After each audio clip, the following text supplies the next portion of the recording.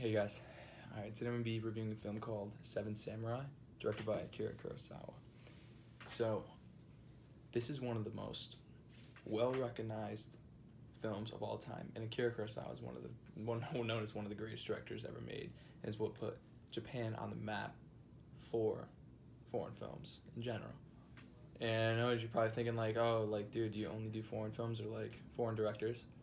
And for right now, I guess so, because the shit is crazy and it's a new experience for me, and so yeah, I get a really big kick out of it.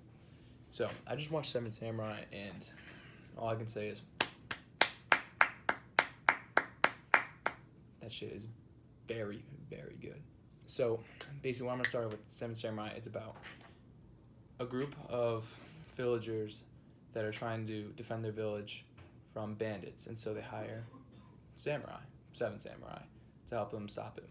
But there's a lot more issues and problems they have to deal with, especially with their own past and stuff, which I won't get into because of spoilers. But anyway, that's basically the plot summed up. So it's a simple plot, and it has much more going on under the surface. Now, one of the first things you can think of, like when you think of this movie, it's like, 3.5 hours long, and that's gonna scare away mad people. And I understand that, trust me. It's like Lord of the Rings long, like almost extended edition long. I mean, extended edition for Return of the King is still 4.5 hours. It's crazy, but I'd say this one is one that does not feel long at all, despite the time, which is highly credited due to the pacing of the film and how it was directed by Akira Kurosawa. It's amazing, So basically, the first hour of the movie is getting together the samurai, because like literally the seven isn't even formed until like the first hour 10 minutes the movie's done. But you might think, this is it's gonna be boring, especially the movie's from 1954. It's in black and white, like it's probably be dialogue, blah, blah, blah, this and that. Like I don't want to listen to like Japanese people speak for 3.5 hours and nothing happened. And I would say you're wrong. You are, because this movie makes a brilliant pace, and it delves into these characters beautifully.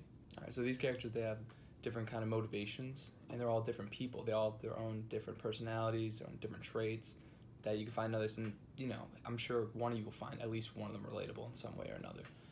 And they're all developed great. They got the main samurai that brings them all together.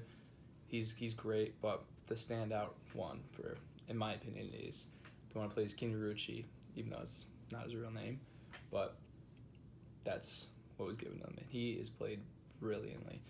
And I will put the actor's name here for those of you who want to know. He is great, and him and Kurosawa has been working together for many years.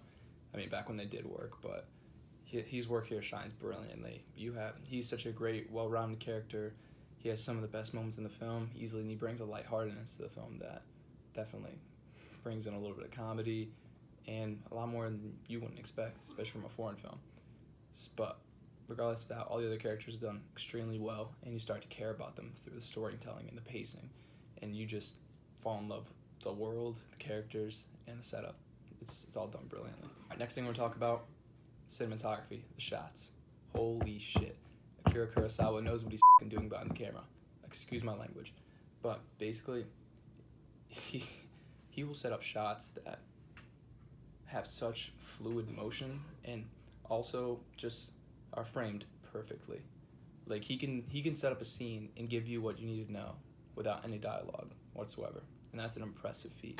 And he can give you emotions, feeling, just the general sense of the tone the movie's bringing up just from his shots presence alone and what he makes through those shots. And I've read up and like watched videos on like his work, and especially in this movie, it's done extremely well. It's how the shots are dynamic, they always have like a purpose, and they're always set up so well. And just the way he directs his action, it's awesome. It's awesome too. It's great. He has none of the shaky cam bullshit.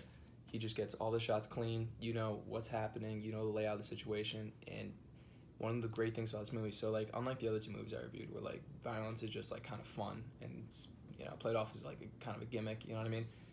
Here it's done more realistic. There's a lot more gravity to what's happening, and it's a lot dirtier and muddier because death is explained through this movie in kind of a deeper, darker way. It's brutal, and it's dark like violence should be. It's not glorified at all. And there's a lot you can appreciate from that. How they set up other shots is great, and what they do with the characters, with the frames that they're given, it's amazing, and it's something wondrous, and just the stories you could tell through that are amazing. I mean, you can literally take so many of these shots and make it into like a painting or like something for like your desktop or something like that. Like honestly, they're beautiful and they're set up extremely well. It was definitely a feat for him to film this, and with all the actors and all the stunt doubles required in what they did in 1954, that's impressive. And to this day, it still stands as one of the greatest inspirations for films ever. Fun fact: Akira Kurosawa created westerns.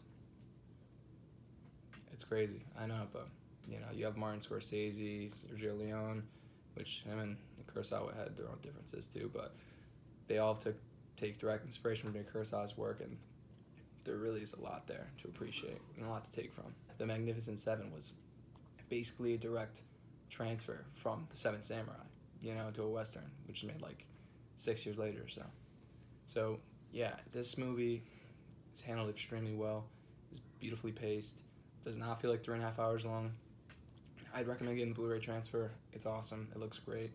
I mean, obviously the audio is gonna be dated. It's from 1954. Deal with it. Like, it's not a big deal. And do not read subtitles. Like, dude, just come on. If you're in the film, you need to watch this movie.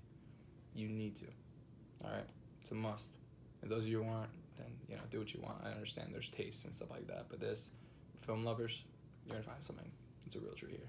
And so I'm just gonna give Seven Samurai a 5 out of 5. It's an amazing movie. It's a masterpiece. It inspired movies for generations to come, and honestly, it is even a big inspiration to me. All right, before I die because my sore throat. Thanks for tuning in, guys. I'll catch you on the next one whenever it comes. I'll stop doing foreign films at one point, I swear to God. But yeah, you know, enjoy. I should have another one coming in soon that actually I really appreciate the work for. But thanks.